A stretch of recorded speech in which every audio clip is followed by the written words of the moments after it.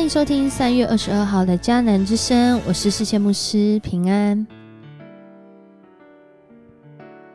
我们今天呢要一起来分享的是士师记的2章1到5节。士师记2章1到5节，在今天的经文当中，我们看见了圣经的话语是如此的真实，从来不逃避那些罪恶的部分，面对人性也非常的直接，特别在士师记当中，我们会看见在这样的一个混乱、人心败坏，甚至是对上帝的信心跌到谷底的环境里面，上帝仍然与以色列人同在，他从来没有离开过，或者说他从来没有不在过。然而上帝的心意是好的，是要我们得胜的，但是我们愿不愿意来回应，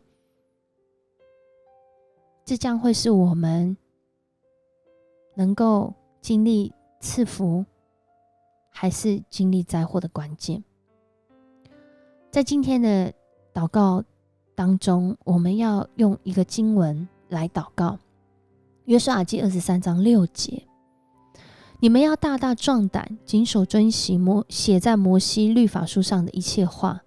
不可偏离左右。我们要遵行上帝写在摩西律法书上的一切话，不可偏离左右。然而今天的经文却是一个开始偏离左右的过程。从除去羞辱到哀哭到自取其辱的时间有多久呢？其实只要一个意念开始偏离上帝的心意，这个瞬间就可以。上帝的心意是要除去以色列人的羞辱，使他们经历上帝同在的荣耀。然而今天的主题从击甲到破金，从除去羞辱到哀哭，上帝的使者对以色列人说话。过去那个我们所立的约，专一跟随上帝的约定，以色列人容让迦南人住在他们当中，甚至在今天的经文我们可以看得出来，他们可能还在这当中已经筑坛献祭了，敬拜这些异教的信仰，而不是敬拜神。他们允许他们自己的生命里面也有那个拜偶像的环节，以至于在今天以色列人背弃了跟上帝立的约。上帝没有要他们离开上帝，但是上帝也是公义的，这个上好的约被破坏掉了，那怎么办呢？在今天的经文当中，他们又跟上帝立了一个新的约，所以最后一段话才说，他们在那里向上主献祭，向上帝来献祭，立了一个次好的约。这个约就是，既然你们没有办法赶除这些迦南人离开应许之地，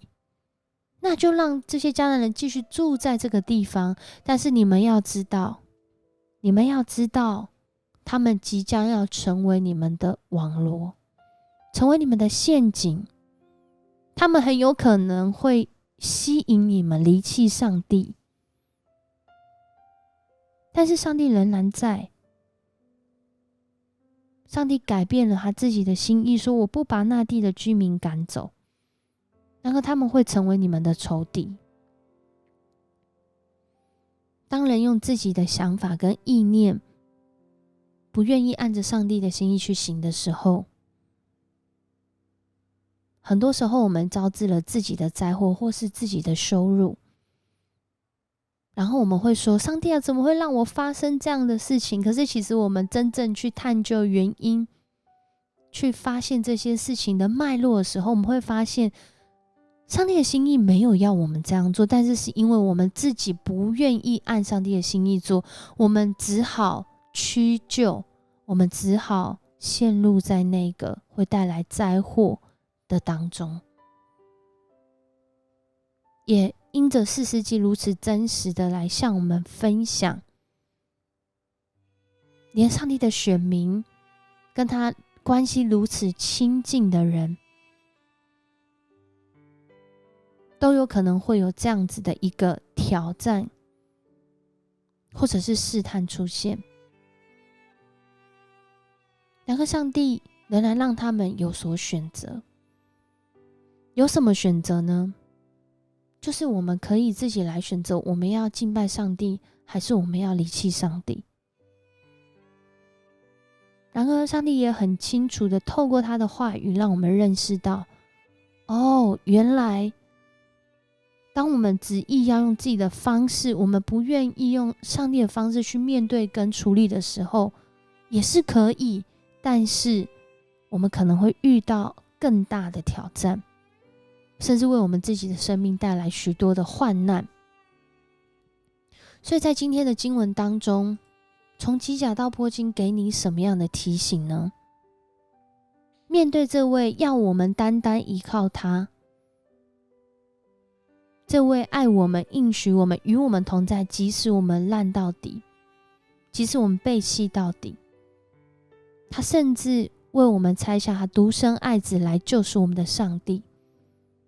我们可以如何来表达我们对信仰的专一？